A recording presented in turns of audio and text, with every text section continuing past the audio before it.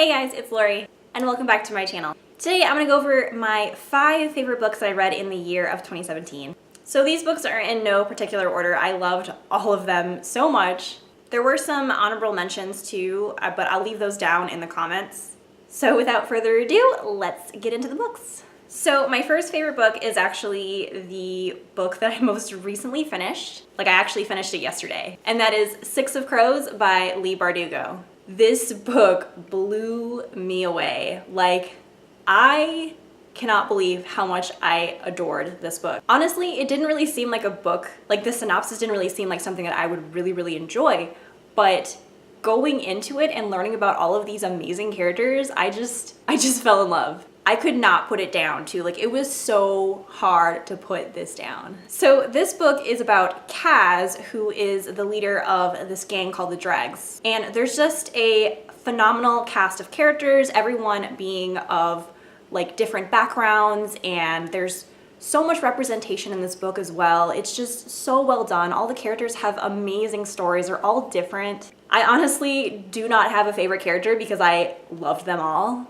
The world building and the storytelling in this is so great too. Like, this is a really dark book, but I didn't want to like get out of this world. Even though the world was like really dark and really dreary and it was really violent, it was just so good. The world building was amazing.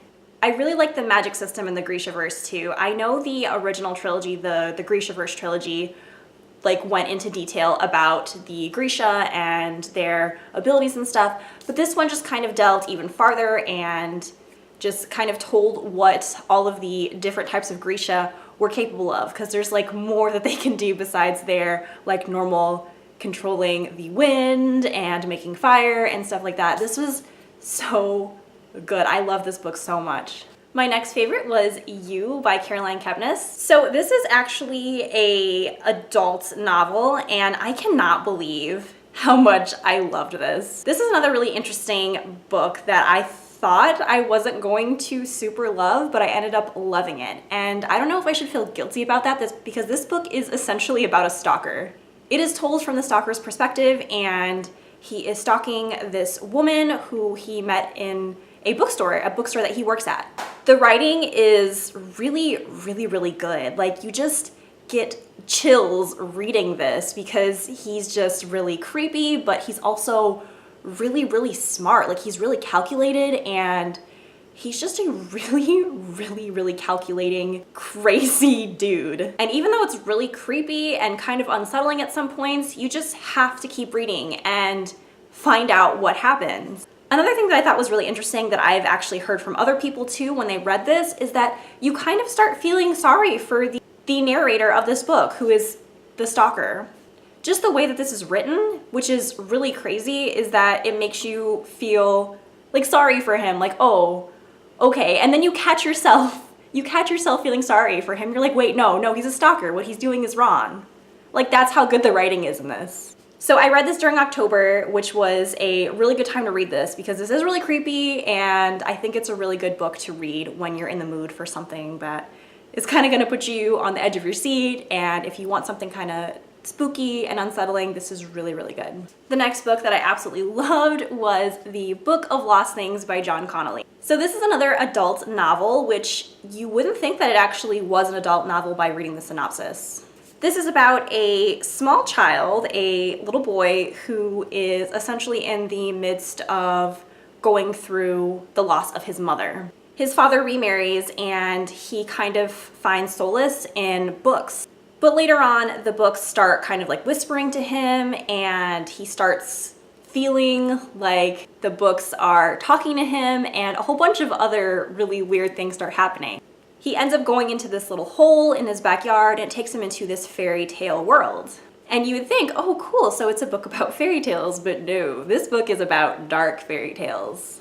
There's a lot of retellings, like a lot of fairy tales have kind of come together in this world, and all of them are very dark. Like, there's Little Red Riding Hood, there is Beauty and the Beast, but they're so dark. Like, they are so unsettling. This book is pretty violent too, and it deals with, I think, some trauma as well, so just a quick warning, a trigger warning about this one, but it is a really, really good book, and the writing is also really good in this. If you like fairy tale retellings and you don't mind a little bit of darkness in them, then this is super amazing. Also, just a quick heads up, I'm kind of like seeing a theme in my favorites this year. I like a lot of dark books. Like I know Six of Crows is like really dark as well, so that's just who I am.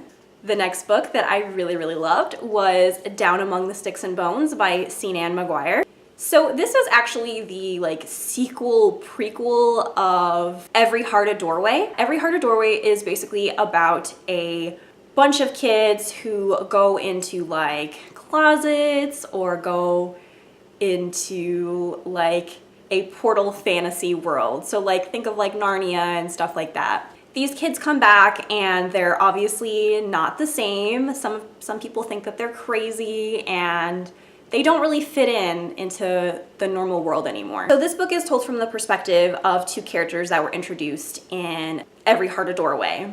This book also had a lot of really amazing representation and touched on a lot of themes that are pretty important. I don't want to give too much because I don't want to spoil this because it's a really, really good story, but it deals with like gender roles and, you know, not to push certain ideals on your children. Like if your daughter wants to be a tomboy, then let them embrace that, and, you know, not to push your own ideals on your children essentially. There's also some LGBT themes in this as well, so there was just a lot of really good representation in this, and it was a really, really good story. Another really dark story, but so good.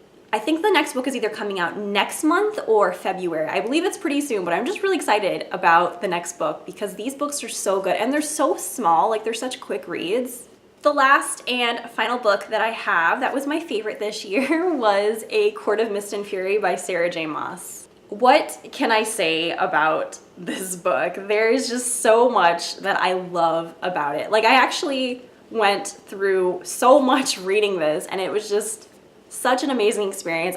Like I'm pretty sure I was coming back from a reading slump, like a pretty long reading slump when I read this, and this just put me back into reading, and I'm just so grateful for this book. But this book is the sequel in A Court of Thorns and Roses, so I don't want to go too much into it because it is going to spoil it.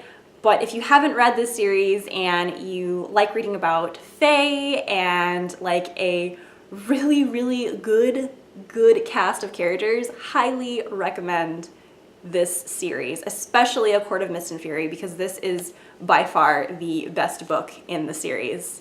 So those are all of my favorites for the year. I did have some other books that I really, really enjoyed, but they didn't make it to the top 5, unfortunately. What were some of your guys' favorites of the year? Let me know down below in the comments. Thank you guys so much for watching. If you enjoyed this video, make sure to give it a legendary thumbs up and subscribe for more videos.